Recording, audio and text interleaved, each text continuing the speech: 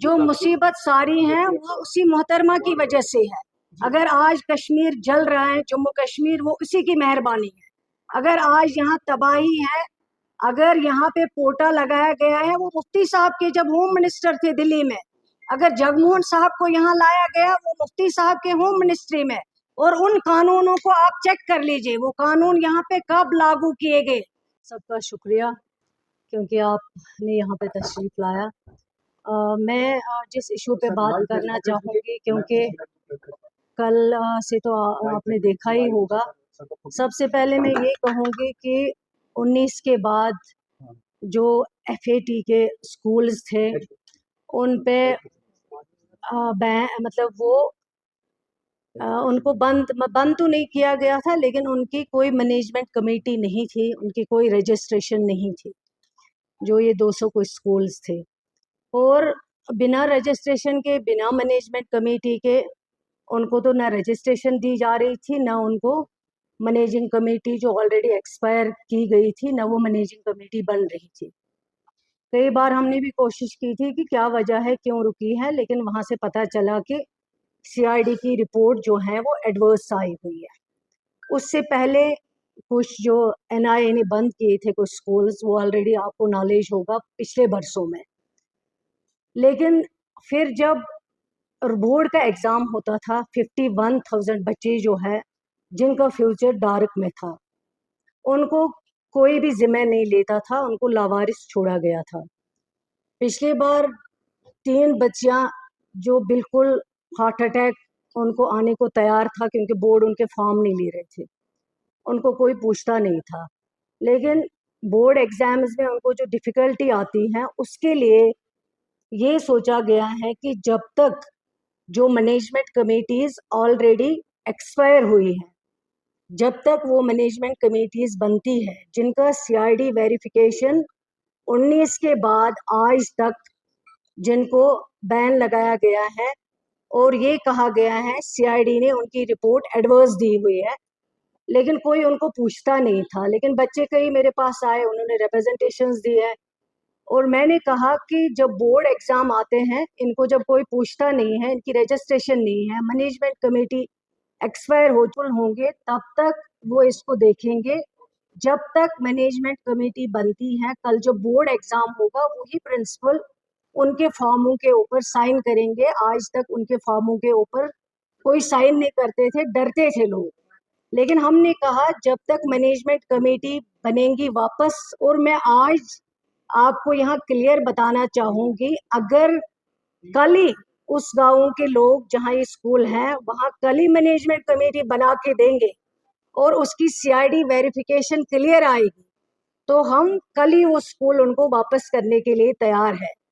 आज हमारे मुखालिफ जिनकी वजह से आज ये मुश्किल परेशानियां, मुझे याद है 2002 में मरहूम मुफ्ती मोहम्मद सईद साहब जब यहाँ सरकार चला रहे थे, उन्हीं के दौरान जमात इस्लामी स्कूलों पे छापे पड़ते थे, उनको बंद किया जाता था, लेकिन उस वक्त उनको याद नहीं आया। 2019 में जब वही सरकार में थे, उनके दौर पे ही CID ने उनकी वेरिफिकेशन जो है वो एडवर्स की हुई है, रिपोर्ट एडवर्स दी हुई है, जिसकी वजह से आज तक 9 में रजिस्ट्रेशन है, 9 में मैनेजमेंट कमेटी है, लेकिन आज तक इनको याद नहीं आया कि गलत हो रहा है।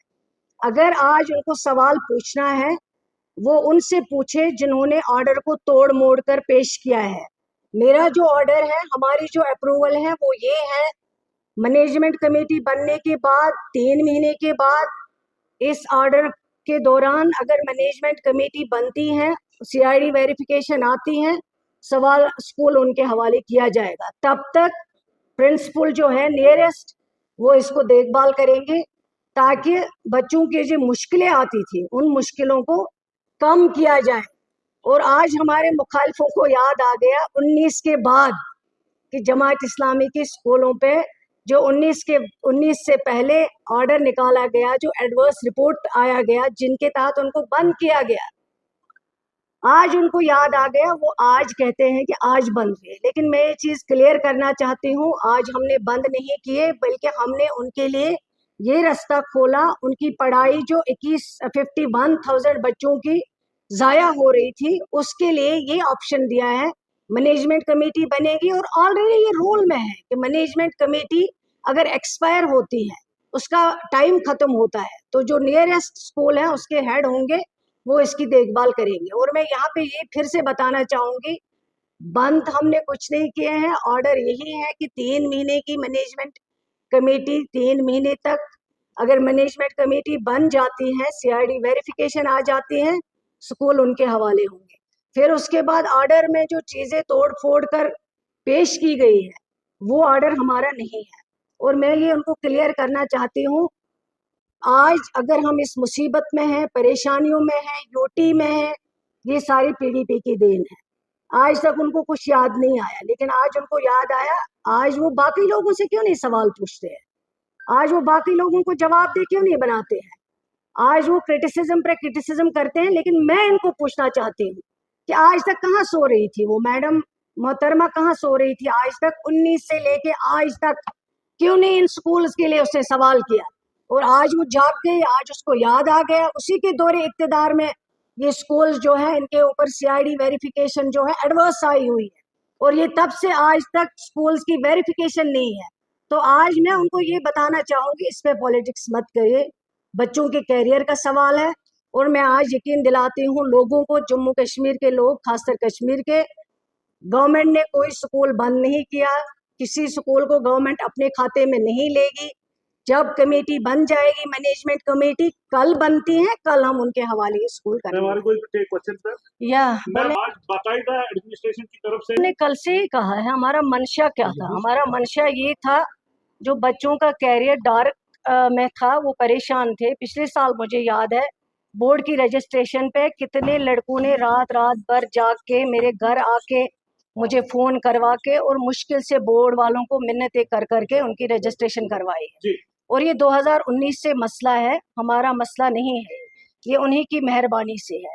और ये कंफ्यूजन कोई नहीं है, प्रिंसिपल जो नियरेस्ट होगा वो देखभाल करेंगे, कमेटी आ जाएगी, क्योंकि ऑलरेडी रूल में है, अगर मैनेजमेंट कमेटी खत्म हो जाती है, सरकार उसको देख रेख कर सकती है जब तक नई मैनेजमेंट कमेटी इसमें आ जाती है। एमएचए से क्यों आपके प्रपोजल के खिलाफ? पूछ लीजिए, मैं तो अपनी बात क्लियर करना चाहूंगी कि हमारा जो प्रपोजल था वो ये था, हमने बच्चों के कैरियर के लिए किया है, ताकि बच्चे आसानी से कल बोर्ड में एग्जाम दे सके। उनके जो परेशानियां हैं, जो डिस्ट्रेस में ये 51,000 बच्चे थे, उसके लिए किया गया। और 3 महीने के बाद कमेटी आ जाती है, स्कूल उनके हाले वापस किए जाते हैं और वेरिफिकेशन जब आ जाती है। शुक्रिया। में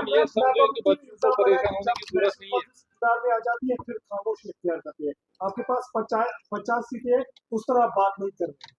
हमने स्टेटहुड का रेजोल्यूशन पास किया, हमने स्पेशल स्टेटस के लिए रेजोल्यूशन पास किया।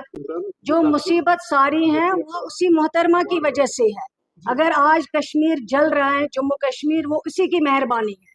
अगर आज यहाँ तबाही है, अगर यहाँ पे पोटा लगाया गया है, वो मुफ्ती साहब के जब होम मिनिस्टर थे दिल्ली में, अगर जगमोहन साहब को यहाँ लाया गया, वो मुफ्ती साहब के होम मिनिस्ट्री में। और उन कानूनों को आप चेक कर लीजिए, वो कानून यहाँ पे कब लागू किए गए? जब मुफ्ती साहब होम मिनिस्टर था। और जब ये चीफ मिनिस्टर बनी, हमारा सब कुछ खत्म हो गया, हमारी रियासत खत्म हो गई, हमारा स्पेशल स्टेटस खत्म हो गया, हमारी जमीनों का हक खत्म हो गया, हमारी नौकरियों का हक खत्म हो गया। और आज सिस्टम में इतना डिफिकल्ट है काम करना। ये अगर किसी की मेहरबानी है, इसी मोहतरमा की मेहरबानी है। शुक्रिया।